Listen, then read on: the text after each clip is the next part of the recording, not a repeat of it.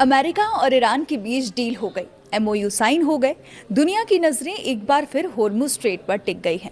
वजह है ईरान का वो बयान जिसमें उसने कहा है कि वह इस समुद्री रास्ते से गुजरने वाले जहाजों से सर्विस फीस वसूल सकता है। लेकिन बात यही से नहीं शुरू हुई थी। ट्रंप ने जंग भी इसलिए शुरू की कि वो होर्मुज पर ईरान का कब्जा नहीं चाहते थे। ऐसे में डील का वो 5वां पॉइंट क्यों अहम है और ईरान ने कैसे एक बार फिर गेंद अपने पाले में रखी है, आइए समझते हैं। आप देख रहे हैं न्यूज़ 18 का डिजिटल प्लेटफॉर्म और मैं हूं आपके साथ पल्लवी त्रिपाठी। अमेरिका और ईरान के बीच 14 बिंदुओं वाला एक अंतरिम समझौता हुआ है, जिसका मकसद दोनों देशों के बीच जारी तनाव और संघर्ष को खत्म करना है। इस समझौते के तहत होर्मुज स्ट्रेट को दोबारा पूरी तरह खोलने और जहाज़ों की आवाजाही सामान्य करने की बात कही गई है। साथ ही अगले 60 दिनों में एक स्थायी समझौते पर बातचीत भी होगी।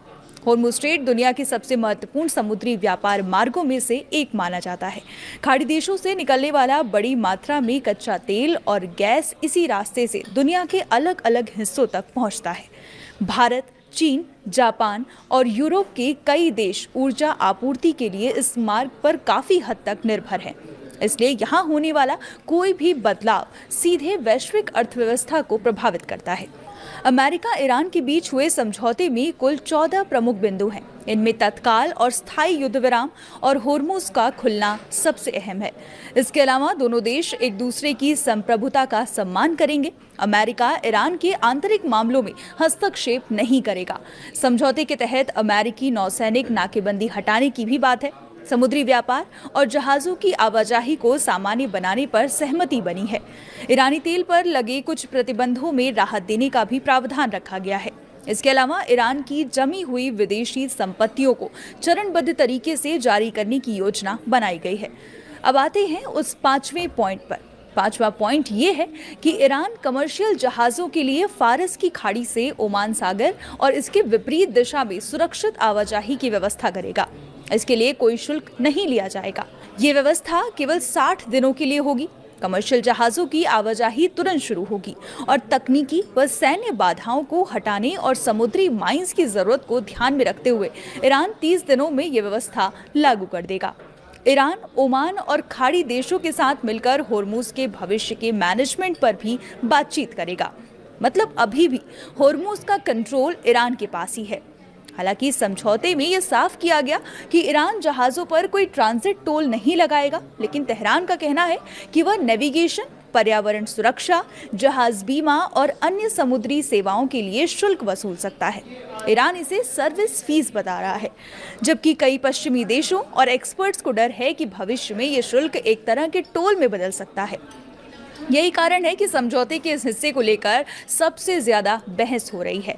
क्रिटिक्स का कहना है कि अगर ईरान को इस मार्ग पर शुल्क लगाने की छूट मिलती है तो वह दुनिया के सबसे अहम समुद्री रास्तों में से एक पर आर्थिक दबाव बना सकता है। इससे तेल की कीमतों और अंतर्राष्ट्रीय व्यापार लागत पर असर पड़ सकता है। दूसरी तरफ ईरान का दावा है कि वह केवल उन सेवाओं के लिए पैसा लेना चाहता है जो जहाजों को सुरक्षित और सुचारू आवाजाही के लिए उपलब्ध कराई जाएंगी। ईरानी अधिकारियों का कहना है कि ये सामान्य प्रशासनिक और सुरक्षा शुल्क होगा, न कि कोई नया टैक्स या टोल।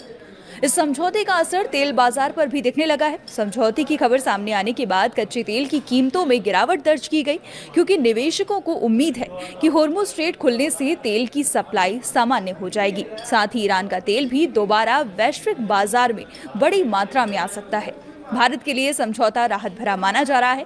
एक्सपर्ट्स का मानना है कि अगर होर्मुज स्ट्रेट पूरी तरह सुरक्षित और खुला रहता है तो भारत का तेल आयात बिल कम हो सकता है और ऊर्जा आपूर्ति से जुड़ी अनिश्चितता भी घटेगी। फिलहाल सबसे बड़ा सवाल यही है कि क्या ईरान भविष्य में सिर्फ सर्विस फीस तक सीमित रहेगा या फिर वह इस रणनीतिक समुद्री मार्ग पर ज्यादा नियंत्रण स्थापित करने की कोशिश करेगा।